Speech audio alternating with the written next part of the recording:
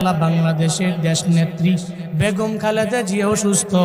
উলামায়ে কেরামের মহাব্বতে উনি চলতেন, উলামায়ে কেরামদের ভালোবাসতেন। আল্লামা সাইদি রাহিমাহুল্লাহকে অনেক ভালোবাসতেন। আয় আল্লাহ, আলেমদের মহাব্বত করতেন। আপনার বান্দি মুমূর্ষ অবস্থায় আছে। আয় আল্লাহ, মনে হয় মরে যাবে এমন একটা হালাত। আয় আল্লাহ, এই ক্লান্তি লগ্নে ওনার বাঁচার বড় দরকার। আপনি হায়াতে তৈয়বা দান করে দেন আল্লাহ। আয় আল্লাহ, জীবনে উনি যে ভালো কাজগুলো করেছেন, আয় আল্লাহ, এই ভালো কাজের উসিলায় আপনি সিহতে আফিয়ত দান করেন। আয় আল্লাহ, সিহতে আফিয়ত আজলা কামেলা নসিব করে দেন আল্লাহ। আয় আল্লাহ, সারা দেশের মানুষেরা ওনার জন্য দোয়া করে। কেন দোয়া করে? আয় আল্লাহ, ভালো মানুষের জন্য দোয়া করে। আয় আল্লাহ, যারা উলামায়ে কেরামকে মহাব্বত করেছে, আয় আল্লাহ, আলেমদেরকে প্রায়োরিটি দিয়েছেন। আয় আল্লাহ, উনি বলেছে উলামায়ে কেরামরা নাকি জঙ্গি না, জীবনও জঙ্গি হতে পারে না। বাংলাদেশের উলামায়ে কেরাম নিয়ে যে কথা বলতে পারে সে উলামায়ে কেরামের অবশ্যই শুভাকাঙ্ক্ষী। আয় আল্লাহ, এই জন্য আমরা উলামায়ে কেরামের আপনার দরওয়াজায় হাত বাড়াইলাম। আপনার বান্দিরে আপনি সিহতে আফিয়ত দান করেন, আজলা কামেলা নসিব করে দেন রে আল্লাহ। আর যদি বিদায় বেলা এসে যায়, হে আল্লাহ, কালেমা পড়তে পড়তে কালেমার সাথে ঈমানের সাথে আপনি মরণ নসিব করিয়েন রে আমার আল্লাহ। আল্লাহর নবী বললেন, হে আজরাইল, তুমি সারা দুনিয়ার যত মানুষ আছে সব মানুষের রূহ কবজ করার দায়িত্ব তোমার। কেমনে তুমি দায়িত্ব পালন করো? তুমি বলো না আজরাইল কয়, নবী আমার এটা আমার ব্যক্তিগত কামালিয়াত না, আমি আমার নিজের পাওয়ারে পারি না। আল্লাহ পাক আরশে মুআল্লার মধ্যে একটা গাছ বানাইছেন, ওই গাছের মধ্যে পাতা আছে সবার নামে। জুনায়েদ আল হাবিবের নামে পাতা আছে, আমার বাবার নামে ওখানে পাতা আছে। এখানে যতগুলো মানুষ আপনারা আছেন সবার নামে সিঙ্গেল পাতা। ওখানে কি লেখা আছে? ওই পাতার নাম মধ্যে লেখা আছে আপনার পূর্ণ নাম, শুধু পূর্ণ নাম না, ওই পাতার মধ্যে লেখা আছে আপনার লাইফের পূর্ণ ঠিকানা। বাড়ি কই? কয় কঙ্গাই। কঙ্গাই কোন বাড়ি? কয় মিয়াজি বাড়ি। কোন থানা? কয় চান্দিনা। কোন জেলা? কয় কুমিল্লা। কোন দেশ? কয় বাংলাদেশ। পূর্ণ ঠিকানা ওই পাতার মধ্যে লেখা আছে। এবার আজরাইল কয়, নবী আমি কেমনে বুঝি জানেননি? 40 দিন আগে ওই পাতাটা আস্তে আস্তে হলুদ রঙের হয়ে যায়। কি রঙের? আস্তে আস্তে ইয়েলো কালার হয়ে যায়। ওই পাতার দিকে তাকাইয়া আমি বুঝতে পারি বান্দাটা দুনিয়ার মধ্যে বাঁচবে না, ও মারা যাবে। এই চিন্তা করে তখন আমি পাতার বরাবর যাই, আর যায়া দেখি ওই জায়গার মধ্যে নাম লেখা আছে বান্দা, আবার ঠিকানাও লেখা আছে রে। সঙ্গে সঙ্গে বান্দাটা স্মরণ করে দেই, এই মুমিন বান্দা, বাঁচবি না, 40 দিন পরেই মরণ হবে। 39 দিনের বেলায় তার স্মরণ হয়ে যায়, 38 দিনের বেলায় স্মরণ হয়, এরপরে 37 দিনের বেলায় স্মরণ হয়, 36 দিনের বেলায় ওর স্মরণ হয়। এজন্য দাঁড়ে দাঁড়ে ঘুরে ঘুরা সবার দরবার থেকে বিদায় নিয়ে নেয়। শুধু তাই না, যখন বান্দাটা মৃত্যুর আর 3 দিন বাকি থাকে, আজরাইল কয়, নবী আমার আমি তার দরবারে 12 বার যায় বলে, এই মুমিন বান্দা তুই মনে হয় বাঁচবি না, বিদায় নিয়ে চলে যাওয়া লাগবে। 2 দিন আগেও স্মরণ করে দেই। এজন্য দেখবেন যাদের আব্বা মারা গেছে, দাদা মারা গেছে, এরা মরণের 2 দিন আগে আর কোনো খাবার দাবার খায় না বন্ধু। তার ডানে যায় কয়ে ফল খাও, ও কয়ে আমি খাইতে পারি না, আমারে দিস না। তার বামে যায় বলে তুমি একটু খাবার খাও, আমি খাইতে পারি না, আমারে দিস না। ও কেমন জানি হয়ে যায়, কারণ ও জানে ও মারা যাবে। মুমিন বান্দাদেরকে আল্লাহ পাক রব্বুল আলামিন আজরাইলের মাধ্যমে জানা দেয়, বান্দারে মইরা যাবি, তাওবা কর, তাওবা কর, মইরা যাবি, বাঁচতে পারবি না দুনিয়ার মধ্যে, 2 দিন পরেই তুই মইরা যাবি। মুমিন বান্দার যখন আর 1 দিন বাকি থাকে, এবার আল্লাহ পাক রব্বুল আলামিন আজরাইলে জানা দেয়, আজরাইল রে, আমার বান্দার সাথে তো আমার মোলাকাত হয়ে যাবে, এই বান্দার সাথে আমার সাক্ষাৎ হয়ে যাবে, ওর রূহ কবজ করবা কেমনে? আজরাইল কয়, পয়গম্বর আমি তার রূহটাকে কবজ করার জন্য আল্লাহ পাকের দরবারে বলি, ও আল্লাহ, আপনার খাঁটি বান্দার রূহটাকে কবজ করার জন্য আমি যাব, কি করতে পারি বলেন না রে আল্লাহ। আজরাইলে আল্লাহ পাক বলে, হাই আজরাইলে, আমার বান্দারে আমার দরবারে আনবা, কবরের মধ্যে নিয়ে শোয়াইবে তার সব আত্মীয় স্বজনেরা। ওরে তো এমনি আনলে হবে না, আমি আমার বান্দার জন্য ব্যবস্থা করে রাখছি জান্নাতের মধ্যে একটা সুঘ্রাণ, ওই সুঘ্রাণের নাম হলো রাইয়ান। এরপরে বান্দা থাকে শায়িত, শুয়ে আছেন, ডানে বামে সামনে পেছনে পোলারা মেয়েরা সব কয়ে বাবারে বিদায় দিয়ে চইলা যাও, বাবারে মাফ করে দিও। বাবা কয় সন্তানেরা রে, তোমরা আমার জন্য চোখের বাড়ি ফেলা কান্দো না, রবের দরবারে দোয়া করে দাও, আমার মরণটা তো আমার জীবনে একটা হাদিয়া। মুমিন বলে, আমার মরণ তো আমার জন্য হাদিয়া। আল্লাহর মুলাকাত পাওয়ার জন্য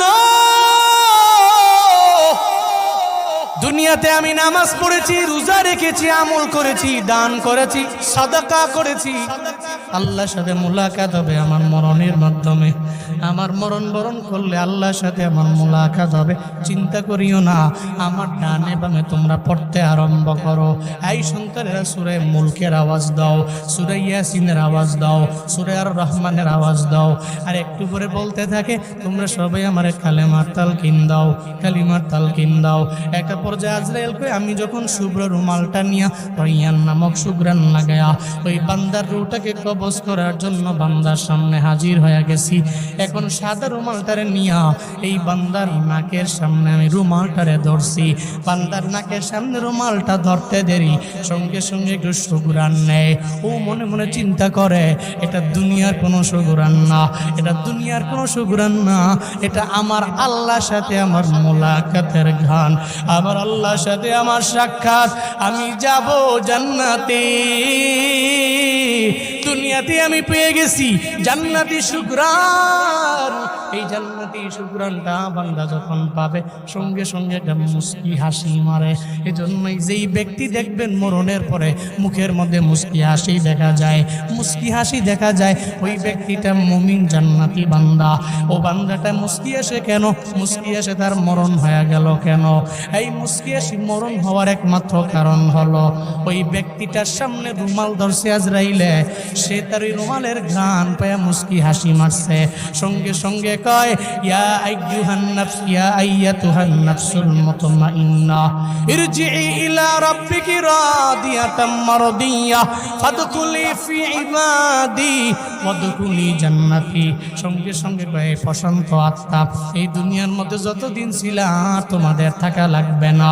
ইয়া আইয়াতুহান নাফসুল মুতমাইন্না, এই প্রশান্ত আত্মা, ইরজিই ইলা রাব্বিকি রাদিয়াতাম মারদিয়া, আমার আল্লাহ তোমার প্রতি রাজি,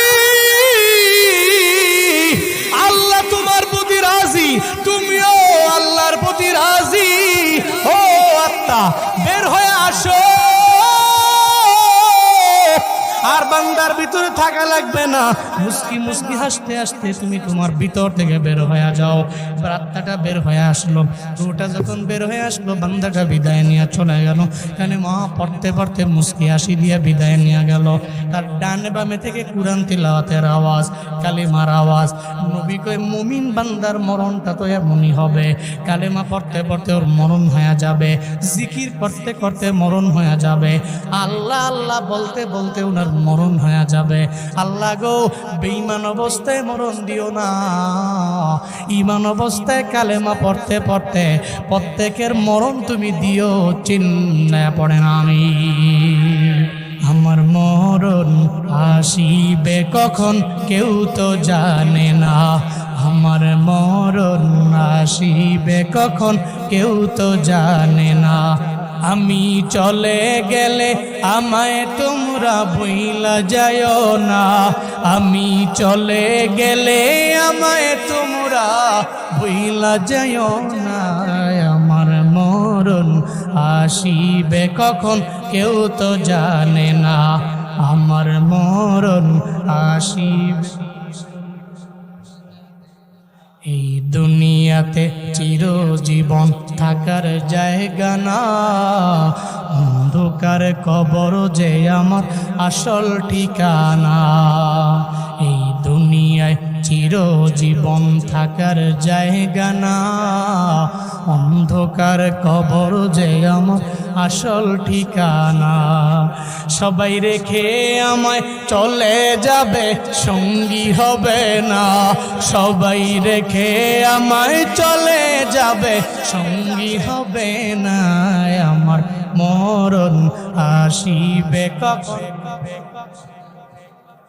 আমার মরণ আসিবে কখন কেউ তো জানে না।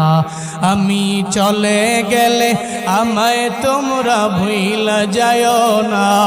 আমি মরে গেলে আমায় তোমরা ভুইলা যায়ও না।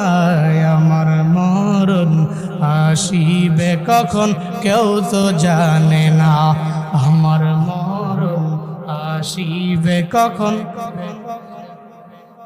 কোন জায়গায় মরবো জানি না, কোথায় মরবো জানা নাই। তাহলে মরণের আগে রবের খাঁটি বান্দা হওয়া লাগবে। অহংকার আমার দ্বারা মানায় না। আমার নেতার বড়াই, আমার বাড়ির বড়াই, আমার গাড়ির বড়াই, কিসের আমার বাহাদুরি। এই ভূমিকম্পের মধ্যে যদি আমি ঢাকায় যেই বাসায় থাকি, যেই মালিক উনি 2-3টা বাড়ির মালিক, একটা 8তলা 5তলা 6তলা বাড়ির মালিক, কেমনে চলেন? কয়ে ভাড়া উঠে আমি চলি। এই ভাড়া না পাইলে আমার খাবার বন্ধ হয়ে যাবে। এই ধনী কেমনে চলো? 8তলা বিল্ডিং এর মধ্যে ভাড়া দেই, এরপরে আমি চলি। ও যদি মনে করে আমার টাকার পাওয়ার আছে, এজন্য আল্লাহকে স্মরণ করার আমার সময় নাই। এই যে 5.7 মাত্রার ভূমিকম্পটা যদি 7 মাত্রার হয়ে যাইত, 8 মাত্রার হয়ে যাইত, তাহলে সব ঢাকার বড় বড় বিল্ডিং গুলা ধসেও যাইত। ওদিনও যাওয়ার পথে গুলিস্তানের যত বড় বড় বিল্ডিং গুলা এখনো ঝুঁকে আছে, এমনি মনে হয় সিজদা দিয়া পড়ে আছে। ও বাবারা, যারা এর উপরে ডিপেন্ড করে চইলা আমার আল্লাহকে বইলা যায়, ভূমিকম্পের মধ্যে যদি হয়ে যাইত, এই বান্দার সব তো ধ্বংস হয়ে যাইত। এই জন্য টাকার বড়াই মুমিন করে না, বাড়ির বড়াই মুমিন করে না, গাড়ির বড়াই মুমিন করে না।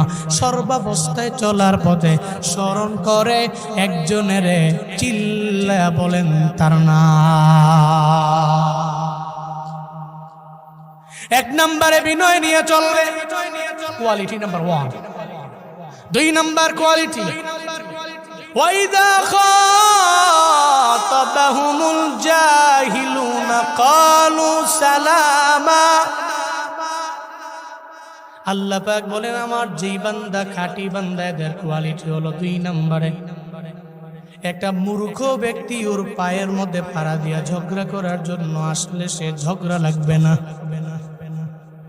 সমাজের মধ্যে দেখবেন কিছু ব্যক্তি আছে, যেই ব্যক্তি চায় না কারো সাথে ঝগড়া লাগবে, কয় তোর সাথে আমার দ্বন্দ্ব নাই, আমি চাই না ঝগড়া করে সময় নষ্ট করতে। দেখবেন কিছু ব্যক্তি আছে ঝগড়া করতে যায় না, একজন ব্যক্তি তার পায়ের মধ্যে গিয়া পাড়া দেয়, তুই ঝগড়া করাই লাগবে। তুই কেন করবি না? তুই অন্যায় করা লাগবে, জুলুম করা লাগবে, দুর্নীতি করা লাগবে, অপরাধীর মধ্যে নিজেকে সামিল বানানো লাগবে। ও কয় না রে, আমার এই দুনিয়াটা তো ক্ষণিকের, আমি মইরা গেলে আজকে মরলে কালকে নাই। আমি তোর সাথে বিতর্কের মধ্যে জড়াইয়া কোনোভাবে আমি আমার সময় নষ্ট করতে পারি না।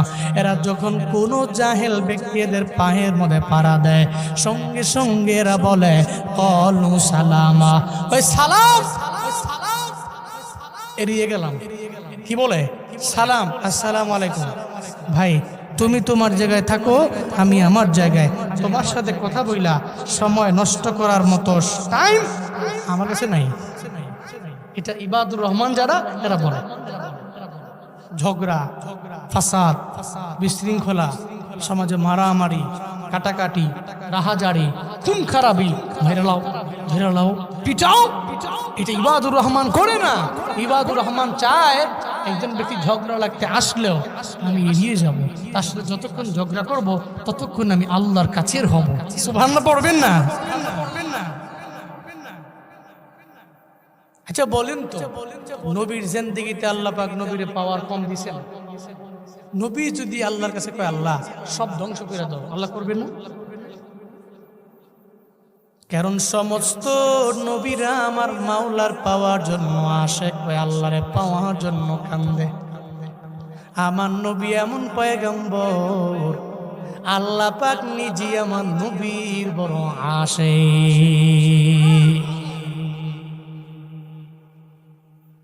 আমার মায়ার নবী তো পারতেন আবু জাহালের সাথে বিতর্কের মধ্যে জড়াইতে, নবী জড়ায় না।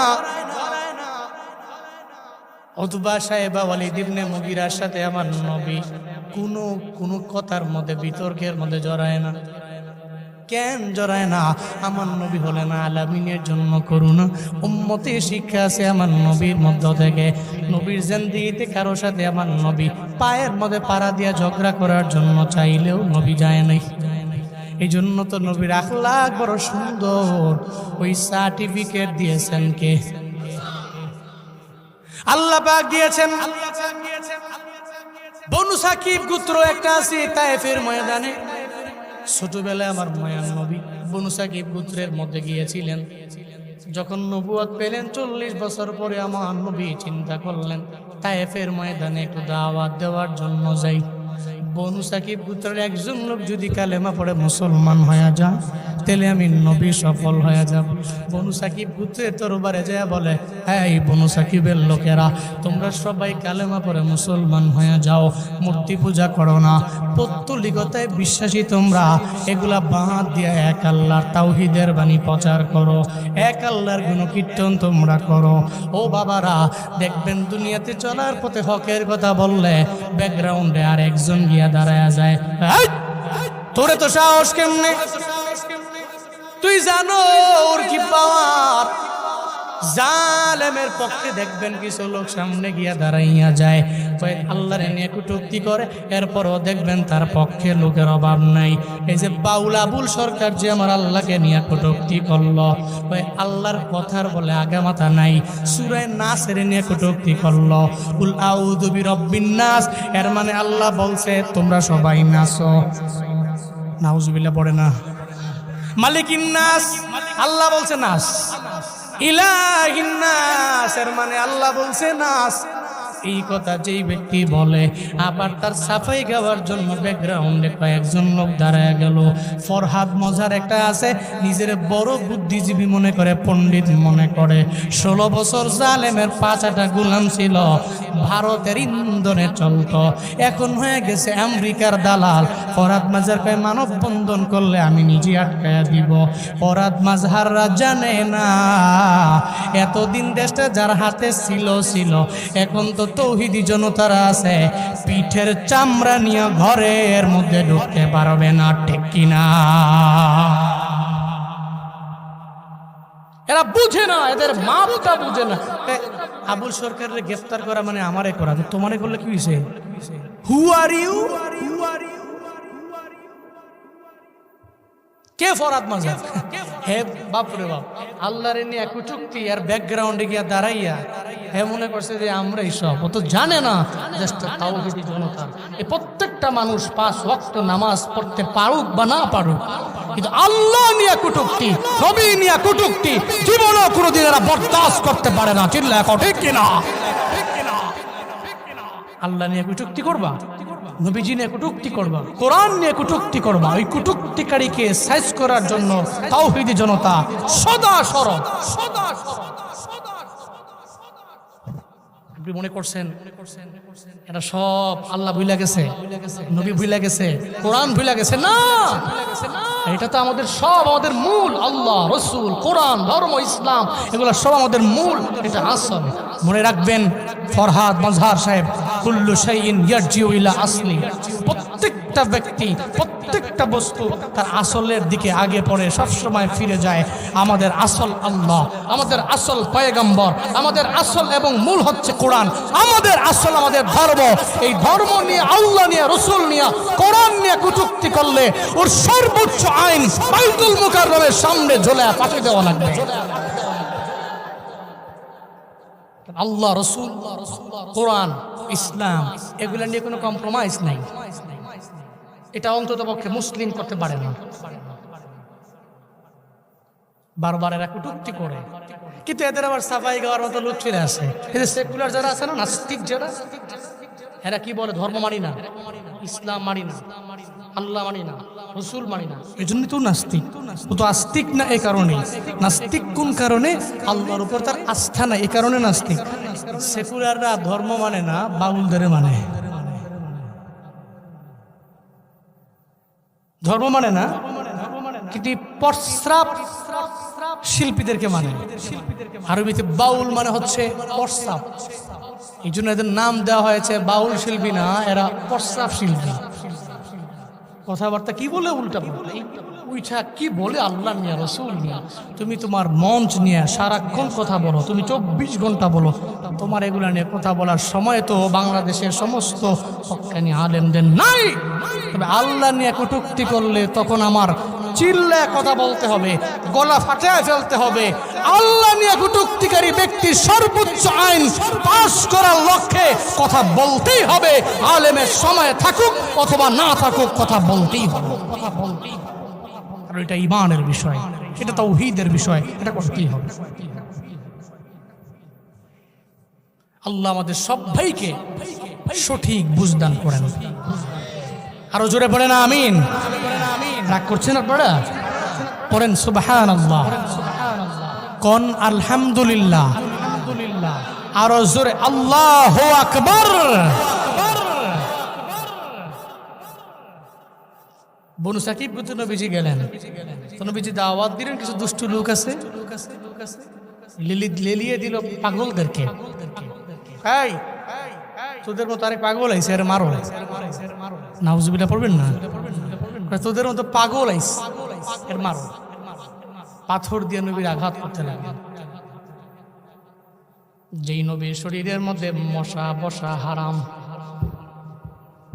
মাছি বসা হারাম, আল্লাহ পাক মশারে ডাক দিয়া বলছে, মশারে আমার নবীর গায়ের মধ্যে বসতে পারবি না, হারাম বানাইল। আল্লাহ পাক বলছেন, ও মাছি আমার নবীর গায়ে বসতে পারবি না, হারাম। মশা মাছি আমার মায়ের নবীর গা মোবারকে বসতে পারে না। এরা পাথর মারতে মারতে আমার মায়ের নবীকে রক্তে রঞ্জিত বানায় ফেললো। একটা পর্যায়ে আমার মায়ের নবীর জুব্বা মোবারক রক্তে রঞ্জিত। আবার এই রক্তগুলো বে বে বে বে গড়াইয়া আমার নবীর পা মোবারকে চলে গেল, মুজা মোবারক পর্যন্ত রক্তে রঞ্জিত হয়ে গেল। আমার নবীর পায়ের মধ্যে জুতা মোবারক ছিল, জুতা মোবারক পায়ের মধ্যে লাইগা গেছে রক্তের কারণে। নবী আমার ক্লান্ত হয়ে পড়লেন, আঘাতের পর আঘাত। আমার নবী ক্লান্ত হইয়া চলে গেলেন একটা আঙ্গুরের বাগানের মধ্যে। আঙ্গুরের বাগানের মধ্যে গিয়ে আমার নবী বসলেন। নবীজি বসে রইলেন। এই আমার পাশের গ্রামের মুসলমানেরা, এই আমার ভাইয়েরা, আমার দাদারা, আমার চাচারা, একটু আমায় বলেন না, আমায় বলেন না রে বাপ, আমার নবীরা যে পাথর মারে আমার নবীরে রক্তে রঞ্জিত বানাইল, আমার আল্লাহ দেখছে কি দেখেন নাই? আল্লাহ পাক বলে, ও জিবরাইল, নবী দরবারে চলো, আমার নবী কি হালাত। আমি আল্লাহ তো জীবনেও কোনোদিন এটা বরদাস্ত করতে পারি না, আমি আল্লাহ সহ্য করতে পারি না। আল্লাহ পাক রব্বুল আলামিন জিবরাইলে বললেন, জিবরাইল পাহাড়ের নিয়োজিত একজন ফেরেশতা লইয়া আমার নবীর সামনে গিয়া দাঁড়ায়া যাও। আমার নবীজি কষ্টে আছে, যাও না রে জিবরাইল। পাহাড়ের নিয়োজিত ফেরেশতা লইয়া উনি নবীর দরবারে হাজির হয়ে গেল। জিবরাইল নবীর সামনে এসে কয়, আসসালাতু ওয়াসসালামু আলাইকা ইয়া রাসূলুল্লাহ। নবী গো, আল্লাহ পাক আমারে পাঠাইছেন, আপনার দেহ মুবারকের মধ্যে এত রক্ত কেন? নবী চোখের পানি ফেলে কান্দে আর বলে, জিবরাইল আমার পুরা বডি রক্তাক্ত বানায় ফেলছে, আমার এমন হালাতেরা করে ফেলেছে। জিবরাইল আমি এদের কাছে বাড়ির জন্য আসি নাই, আমি এদের জন্য ওটের জন্য আসি নাই, এদের সম্পদগুলো ভাগ করার জন্য আমি নবী আসি নাই। আমি কালেমা দাওয়াত নিয়ে এদের কাছে আইলাম। আসার পর দাওয়াত দেওয়ার পর এরা তো মানলই না, উল্টা আমার পাথরের আঘাতে জর্জরিত বানায় ফেললো। আমি এখানে বসে আছি, এখন বল না তোমার সঙ্গে এটাকে। একজন রে জিবরাইল নিয়ে আসলো, সেও বলে, আসসালাতু ওয়াসসালামু আলাইকা ইয়া রাসূলুল্লাহ। কে তুমি? জীবনে কোনোদিন দেখি নাই। আমি হইলাম নবী, এই পাহাড়ের নিয়োজিত ফেরেশতাদের লিডার। তায়েফের ময়দানে পাহাড় তো অনেক পরিমাণে বেশি, পাহাড় আছে অনেক। যারা উমরা করার জন্য গেলেন তায়েফের ময়দানে, আপনারা গেছেন দেখার জন্য, ওই তায়েফের ময়দানটা তো পাহাড় দিয়া ভরা, ঠান্ডা আবহাওয়া। কি কারণে এখন ওখানে এত উর্বর কেন? আমার নবীর দুয়ার বদৌলতে ওই তায়েফের ময়দানের মধ্যে আমার নবী আঙ্গুরের বাগানের মধ্যে বসে রইলেন। কয়েক জিব্রাইল ডেকে কয়েক পাহাড়ের নিয়োজিত ফেরেশতাদের লিডার কেন হইছে? কয় আপনার সাথে মোলাকাতের জন্য আল্লাহ পাক পাঠাইছেন। কয় কেন পাঠাইছেন আমার আল্লাহ? এবার ওই ফেরেশতা কয়, ও পয়গম্বর, এরা আপনারে মারলো, কালেমা তো পড়লই না, উল্টা পাথর দিয়ে আঘাত করে ফেললো। আপনি বলেন না ও পয়গম্বর, আপনি বললে 2টা পাহাড় আমি বনু সাকিব গোত্রের উপরে চাপায়া দিব, এরা সব মারা যাবে। আপনি বলতে দেরি, কার্যে পরিণত করতে আমি দেরি করব না। আবার মায়ার নবী কয়, ও ফিরিস্তা, না না, আমি তো দুনিয়াতে মানুষ মারার জন্য আসি নাই। এরা জাহেল, এরা মূর্খ, আমি নবীর এরা চিনতে পারে নাই। ঠিকই চিনবে রে, এই প্রজন্মের লোকেরা যদিও আমারে চিনে নাই, আর একটা এমন প্রজন্ম আসবে এরা নবীর জন্য চোখের পানি ফালায়া ফালায়া কান্না করবে। আজ তায়েফের লোকেরা আমার নবীর জন্য কত পরিমাণে পাগল। কথায় কথায় বলে আল্লাহুম্মা সাল্লি আলা মুহাম্মদ, আল্লাহুম্মা সাল্লি আলা মুহাম্মদ, আল্লাহুম্মা সাল্লি আলা মুহাম্মদ। সারা দুনিয়ার মধ্যে যত উম্মত আছে সব উম্মত আমার নবীর জন্য বড় পাগল পাড়া। আমার নবীর প্রেমে এরা পরিপূর্ণ মজনু হয়ে গেল, আমার নবীর জন্য পাগল হয়ে গেল। কেন জানোনি? আমার নবী কয়, ও জিবরাইল, আল্লাহ পাক তো মানুষের মারার জন্য আমারে পাঠায় নাই, আল্লাহ আমারে কেন পাঠাইছেন? ওমা আরসালনাকা ইল্লা রাহমাতাল লিল আলামিন।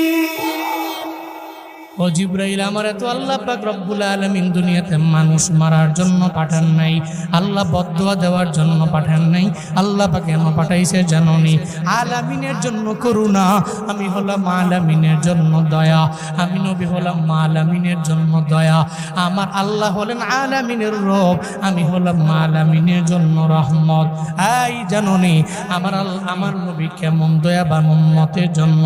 আল্লাহ পাক সূরা তাওবার 128 নম্বর আয়াতের মধ্যে বলেন, লাকাদ জাআকুম রাসূলুম মিন আনফুসিকুম আজিজুন আলাইহি মা আনিতুম হারিসুন আলাইকুম বিল মুমিনিনা রাউফুর রাহিম। আল্লাহ পাক বলেন, নবী কেমন? তোমাদের মাঝে একজন রাসূল আসছে, তোমাদের মধ্যকার একজন রাসূল আমি পাঠাইছি। উনি কেমন জানো? আজিজুন আলাইহি মা আনিতুম, তোমরা ব্যথা পাইলে উনি ব্যথিত হয়। সুবহানাল্লাহ, পকেটে থেকে বাড়ি যায় কয়, আরো জোরে সুবহানাল্লাহ। আপনি ব্যথা পাইলে নবীজি ব্যথিত হয়। আই সুবহানাল্লাহ, কেমন নবীজি! আমরা ব্যথা পাইলে নবী কান্দে। নবী চায় না একটা উম্মত কল্যাণকামী না হয়ে এরা বাম দিকে যে জাহান্নামী হোক, এটা নবী চায় না। আল্লাহ পাক দুনিয়ার মধ্যে সব নবীর একটা দুয়ার পাওয়ার দিয়া দিলেন, উম্মতের জন্য যেই জায়গায় করবে, যেই টাইমে করবে, কবুল হয়ে যাবে। দুনিয়ার সব পয়গম্বররা এটা ব্যবহার করলো দুনিয়ায়। আল্লাহ বললেন, ও পয়গম্বর, কেন আপনি ব্যবহার করেন না সেই দোয়া? নবী বলে, ও আল্লাহ, আমার উম্মতের জন্য আমি রিজার্ভ করে রাখলাম, হাসরের ময়দানে আমার উম্মতের জন্য আমি কান্দব, আপনার দরবারে কান্দব। আমার পারমিশন ছাড়া, আমার অনুমতি ছাড়া একটা উম্মতেরও আপনি জাহান্নামের মধ্যে দিতে পারবেন না। ও আল্লাহ, এই কারণে আমি দোয়াটা রিজার্ভ করে রাখলাম। হাসরের ময়দানে আমার নবী কেমন দৌড়াবে জানেননি রে বাবা? এই মনোযোগের কান লাগায় শুনেন। একটা মা তার সন্তানের জন্য কি কি পরিমাণে পাগল। দেখবেন সন্তান না খাইলে মা কয় আই তুই কেন খাস না, এবার সন্তান এক জায়গায় গেলে কয় কই যাও। এক কথায় সন্তানের জন্য মা পাগলের মতো হয়ে যায়। আর যদি শুনে ওই আদরের সন্তানটা হারায় গেছে, তাহলে তো মায় পাগলের মতো হয়ে যাবে। একবার যাবে ডানে আর একবার যাবে বামে, একবার যাবে সামনে আর একবার যাবে পেছনে। আমার ছেলে কই না পাইলে আমি পাগলের মতো হয়ে যাব। আমার মায়ার নবী হাসরের ময়দানে উম্মতের বড় পাগল। একবার আমার নবী যাবে মাকামে মাহমুদে, ওখানে গিয়ে সিজদার মধ্যে পড়ে রবের দরবারে কানবে, ও আল্লাহ আমার একটা উম্মতেরও তুমি জাহান্নামের মধ্যে দিও না। এরপরে মাকামে মাহমুদ থেকে আবার দৌড়ে চলে যাবে হাউজে কাউসারের মধ্যে। ওদিকে আমার কোন উম্মত তৃষ্ণা বসলে কষ্ট পায় কিনা, হাউজে কাউসার থেকে পানি পান করানোর জন্য নবী ওই জায়গায় যাবে। আমার নবী দৌড়াবেন, আবার যাবে একবার জাহান্নামের দরওয়াজার সামনে। আমার আল্লাহ আমার একটা উম্মতের জাহান্নামে দিয়ে দেয় কিনা। আমার উম্মত জাহান্নামে গেলে আমি বরদাস্ত করতে পারবো না, আমি সহ্য করতে পারবো না। একবার জাহান্নামের দরওয়াজায়, আর একবার মাকামে মাহমুদে, আর একবার আমার মায়ার নবী চলে যাবে হাউজে কাউসারের মধ্যে। আল্লাহ পাককে বলবে, ও আল্লাহ আমার উম্মতের তুমি বাঁচাও। আমার উম্মত আমারে পায় নাই, এরা চোখের পানি ফালাইয়া আমি নবীর জন্য কাঁদছে, আমি নবীর পায় নাই। কিন্তু এরপরেও নবীর জীবনী শুই না, রাতের বেলা ছোট্ট একটা বাটন ফোনের মধ্যে ওয়াজ লাগাইয়া ঘুমায় গেছে, চোখের পানি ফালায় কাঁদছে। ফজরের নামাজের মধ্যে লাভ দিয়ে ঘুম থেকে যেই গা নামাজের মধ্যে গেছে, আমি নবীরে দেখে নেই। এরপর আমি নবীর জন্য কান্দে। একটা গরিব উম্মত আমার ছিল, এরা চোখের পানি ফালায় খালি আমি নবীর রওজা দেখার জন্য কাঁদছে। আল্লাহর কাছে বলছে, ও আল্লাহ আমি বড় গরিব, আমার টাকা নাই, কেমনে আমি যাব মক্কা মদিনায়। মদিনায় যাওয়ার জন্য এরা কান্দে, চোখের পানি ফালায় কাঁদছে। এই ময়দানে বহু মানুষ আছে যারা গরিব মানুষ, দিন আনেন দিন খান ডেলেবার। আপনাদের জীবনের মধ্যে একটা আশা আছে, আল্লাহ পাক কেন আমারে মক্কায় নেয় না, আল্লাহ কেন আমারে মদিনায় নেয় না। এই ময়দানের মানুষেরা আমি গুনাহগার হতে পারি, কিন্তু আল্লাহ পাক আমারে ছোট্ট বয়সে সম্মান দিছে অনেক, বড়দের দোয়া পাইছি অনেক। একটু বলেন না রে বাবা, মক্কা মদিনায় যাওয়ার জন্য তো আপনার দিল কান্দে। একবার গেলে দুইবার মন চায়, দুইবার গেলে চারবার মন চায়, চারবার গেলে ছয়বার মন চায়। কারা কারা মদিনায় যেতে চান? দুইটা হাত তুলে আমার আল্লাহরে দেখা। আল্লাহ তুমি কবুল করো। সকলে পড়েন আমিন, আরো জোরে পড়েন আমিন।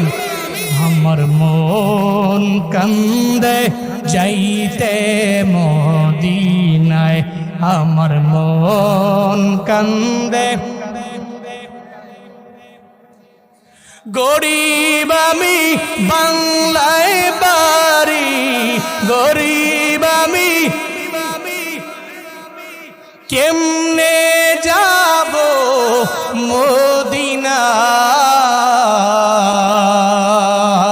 মদিনায়। আমার মন কান্দে, আমার মন কান্দে যাইতে। সালাম আমি করব গিয়ে, সালাম আমি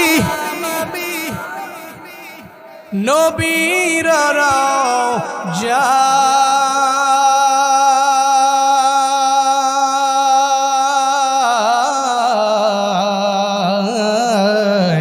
মনে বড় যাব মা, মনে বড় আশা ছিল যাব মা। আরব সাগর পাড়ি দেব, নাই কয় আমার তরি পাখি নয় তো উড়ে যাব জানাতে ভোর করি। আমার আশায় আছে সম্বল আশায় আছি করি কি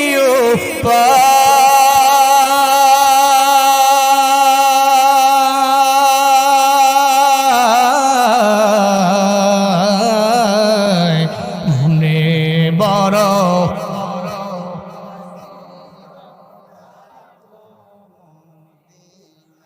মনে বড় আশা ছিল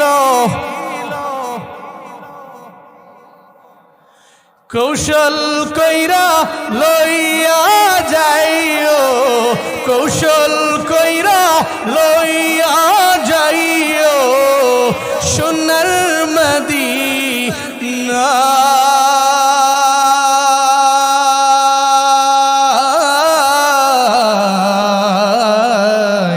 মনে বড় আশা ছিল মনে বড় আশা ছিল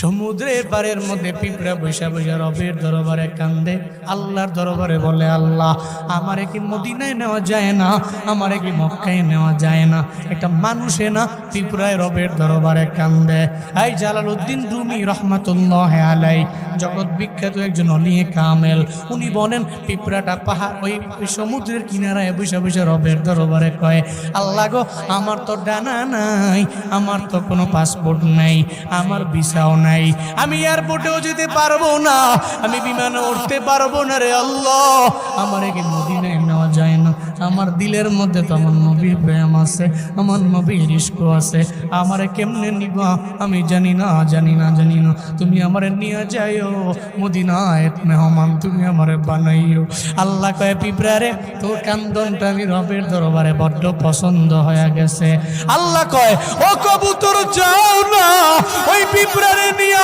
তোমার পাখনার মধ্যে উঠাও তোমার পাখনার মধ্যে কামড় দিবে তুমি উড়াইয়া উড়াইয়া মক্কা মদিনা দেখাইয়া এরপরে আবার তার জায়গায় না বসায়া দিব কবুতর পিঁপড়ার সবই নাইছে একই পিঁপড়ারে মদিনায় নাকি যাবি দিলের মধ্যে নাকি প্রেম আছে নবীর প্রেম আছে ওঠ না আল্লাহ তো আমার বিমান বানায়া পাঠায়া দিছে পাখনার মধ্যে কামড় দিছে উড়াইয়া উড়াইয়া উড়ে উড়ে লইয়া মদিনা পর্যন্ত নিয়ে গেছে দেখ না আমার নবীর সবুজ গম্বুজটার নিচে দেখা যায় পিঁপড়ায় কয় আমি দেখতেছি কয় তোর মনের আশা পূরণ হয়েছে কিনা আমার মনের আশা পূরণ হয়ে গেল এবার পিঁপড়াটারে আবার তার জায়গায় না তারে আবার বসায়া দিয়ে কবুতর চইলা গেছে চিল্লায়া বলেন না ইশক যদি অন্তরের মধ্যে থাকে মদিনায় নিতে পারে একমাত্র আমার আল্লাহ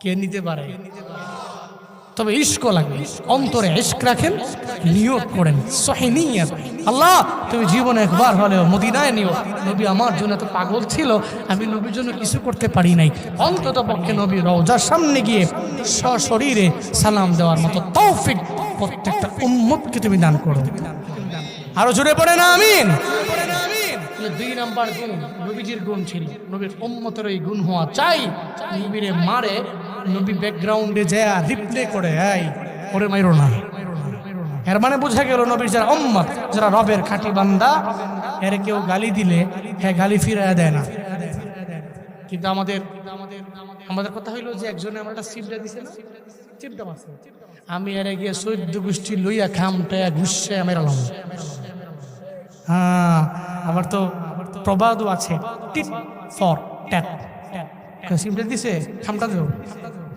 এটা জীবনে কোনোদিন নবুবী আদর্শ নয় নবুবী আদর্শ ক্ষমা করে দেওয়া forgiveness is a great virtue Ibadur রহমানরা ক্ষমা করতে জানে এর কারোর সাথে ঝগড়াও লাগে না ভাই তুমি তোমারটা লইয়া থাকো আমি আমারটা লইয়া আসি কে বলে এটা ইবাদুর রহমানরা বলে এটা 2 নাম্বার গুণ 1 নম্বরে অহংকার করে না 2 নম্বরে কারো পায়াল কইরা ঝগড়া করে না 3 নম্বর আল্লাযীনা ইয়াবিতুনা লিরাব্বিহিম সুজদান ওয়া কিয়ামা আল্লাহ পাক বলেন যারা ইবাদুর রহমান আমার খাঁটি বান্দাদের 3 নাম্বার কোয়ালিটি হলো সিজদার মধ্যে আমার আল্লাহরে খুঁজেরা। লম্বা লম্বা সিজদা দিবে, নামাজের কিয়ামের মধ্যে দাঁড়াইয়া আমার আল্লাহরে পাওয়ার জন্য দাঁড়ায়া থাকবে। কিন্তু কপাল পুরা মুসলমান, বাপ দাদায় মুসলমান ছিল, এই কারণে মুসলমান হওয়ার কারণে ইমাম সাহেব যদি একটু শর্ট কেরাতের জায়গায় লম্বা কেরাত নিয়ে নেয়, পেছন থেকে বারবার কয়, হুজুরে কি জানে না ফজরের নামাজের পরে আমার গরুর দুগ্ধ দহন করে বাজারের মধ্যে বিক্রি করা লাগবে। হুজুরের মনে হয় মনে নেই, এই কারণে কেরাত বড় বানায় ফেলল। হুজুরের বেতন দিয়ে আমি, হুজুরের সাহস কত বড়, এত বড় কেরাত লইতে আইছে, বাপরে বাপ কি বড় বুজুর্গ হয়ে গেছে হুজুর। হ্যাঁ কয়া দিও, আগামীকাল থেকে ফজরের নামাজের সময় কেরাত যদি ছোট করে হুজুরে কয়, দূর আমার ঠেয়া লাগছে নাকি, কেরে 15-20 মিনিট লাগে পড়া মোজা একবারে কাউসার দিয়ে পড়ে গেল মনে ফজরের নামাজ হইল। সুন্নত টুনত হইলে হইছে না হইলে নাই, বেতন মাসে পাইলে হইছে। আপনার মসজিদে ঢুকলে খালি চুলকানি, আপনি কতক্ষণে আপনি বের হবেন।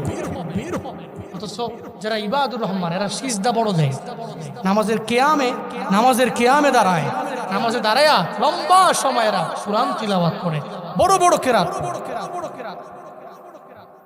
মনে রাখবেন, যদি আল্লাহকে কাছের বানানো যায়, কাকে কাকে মাইন্ড করেন না, কিছু মনে করেন না। আমি বলি নেতার গুণকীর্তন মানুষ কেন করে? নেতার গুণকীর্তন করে হলো অন্তত 5 বছর এই নেতার ডান বামে থাকতে পারলে সমাজের মধ্যে একটা পাওয়ার আছে, ক্ষমতা আছে।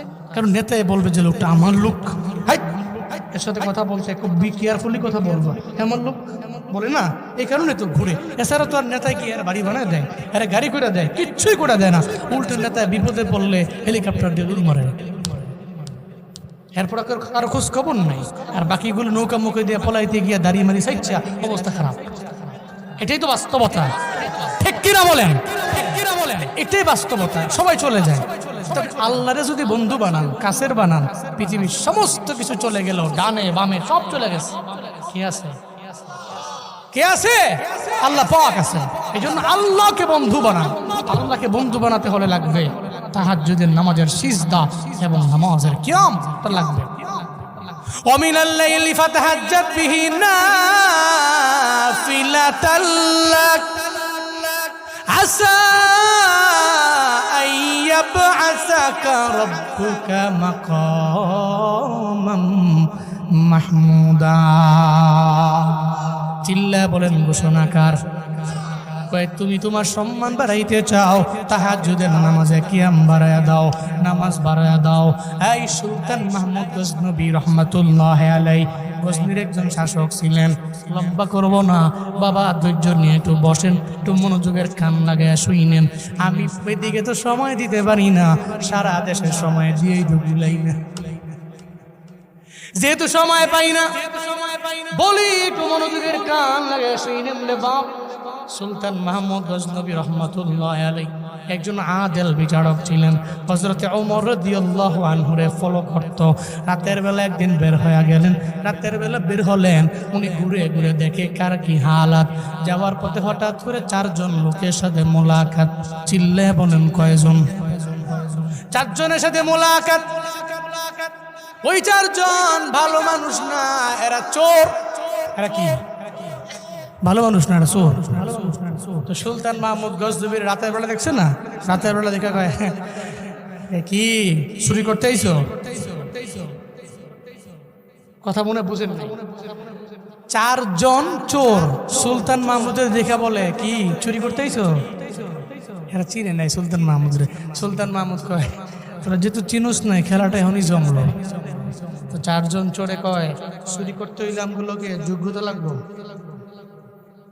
মানুষ তো নিজের মতো তার অনুজনকে মনে করে, আলমারউ ইয়াকিসু আলা নাফসি, হ্যাঁ নিজে যেমন অন্যরে মনে করে ও তেমন। হ্যাঁ নিজে চোর, আর একজনের চুরি মনে করে। তো সুলতান মাহমুদ চুরি করতে আইসো, যোগ্যতা লাগবো। সুলতান মাহমুদ গজনবী খাইছি রে, এরা যা বলে ছোট্ট করে নিতেছে। আচ্ছা থাক, অসুবিধা নাই, ছোট্ট যাইবা না, আমি আর আমার পরিচয়টা গোপন রেখা কি করতে চায়। সুলতান মাহমুদ কয় আমার তো যোগ্যতা আছে, তুমি চারজনের কি যোগ্যতা আছে বলো, যদি যোগ্যতা সম্পন্ন হও তাহলে তোমাদের সাথে আমিও অ্যাড হব, তখন আমরা 5 জন মিলে চুরি করব। 4 জনের মধ্যে একজন জানায় দেয় আমার 1 নম্বরে আমার যোগ্যতা হলো আমার কান। কানের আবার কিসের যোগ্যতা? চুরি করার জন্য কারো বাড়ির মধ্যে গেলে বাড়ির সামনে কুকুর আছে না নাই, কুকুর ঘেউ ঘেউ করে, কুকুরের ঘেউ ঘেউ এর আওয়াজ, কুকুর কি বলে আমি আমার কান দিয়ে বুঝতে পারি। 1 নম্বরে আমার কানের এই পরিমাণে পাওয়ার, বাপ রে বাপ, তোমার কান দিয়ে যোগ্যতা সম্পন্ন কান। এই 2 নাম্বার চোর, তোর কি অভিজ্ঞতা বল? আমার অভিজ্ঞতা হলো আমার নাক। নাক আবার কেমন অভিজ্ঞতা হয় বলে, গুডাউনের সামনে গিয়া আমি নাক দিয়ে একটা টান দিতে দেরি, গুডাউনের মধ্যে কি মাল আছে আমি বুঝতে পারি, সঙ্গে সঙ্গে বলি এই আমার বন্ধু বান্ধবেরা, এই আমার চোর করনেওয়ালা চোর বন্ধুরা, গুডাউনের মধ্যে ভালো মাল আছে, এখান থেকে বের করে নিয়ে যাও। বাপরে বাপ, তোমারও তো অনেক বড় যোগ্যতা। এরপরে 3 নম্বর চোরের কয়, 3 নম্বর চোর তোর কি পরিমাণে যোগ্যতা বলো না। এবার 3 নম্বর চোরে আমার যোগ্যতা আমার হাতের তালকার মধ্যে, আমি হাতের তালকা দিয়া ঘষা মারলে যত বড় দামি তালা হোক, শক্তিশালী তালা হোক, সঙ্গে সঙ্গে তালাটা খুলে যাবে, অটোমেটিক্যালি আমি ঢুকে যেতে পারি। বাপরে বাপ, তোর তো আরো বড় যোগ্যতা, ঘষা মারলি তালা খুলে। এই 4 নম্বর চোর তোর কি যোগ্যতা? আমার যোগ্যতা হইল আমার চোখ, রাতের বেলা অন্ধকারের মধ্যে আমি যারে দেখি, বাতি ছাড়া যারে দেখি, দিনের বেলা আমি তারে চিনতে পারি এক দেখায়। বাবা রে, অন্ধকারে দেখছে বলে দিনের বেলা কইতে পারে এই লোকটা সেই লোক। ডাকাতি করতে আসে না, মুখ টুক বাইন্দা ঠাইন্দা করে, বুঝেন না বিষয়টা? ডাকাতি করতে আসে তো অনেকে চিনতে পারে, অনেকে চিনতে পারে না। অন্ধকারের মধ্যে আইয়া জায়গা আবার মুখ টুক ডেকে ডুকে রাখে না। দিনের বেলা আবার অনেকটা এমনও আছে চিনে কিন্তু ডরে কয় না, আছে না, আছে না, আছে না। রাতের বেলা দেখছে, এর চিনছে, কিন্তু দিনের বেলা কইতে পারে না, কারণ এর পাওয়ার বেশি, এর ক্ষমতা বেশি, মেরে লইব এই ডরে। কিন্তু এই সুরে কয় আমার যে যোগ্যতা, চোখের যোগ্যতা, চোখের পাওয়ার বেশি, রাতের বেলা যারা দেখছি অন্ধকারে, দিনের বেলা এক দেখায় বলতে পারবো লোকটাকে। বাবা রে বাবা, 4 জনের 4 যোগ্যতা, একজনের কি আরেকজনের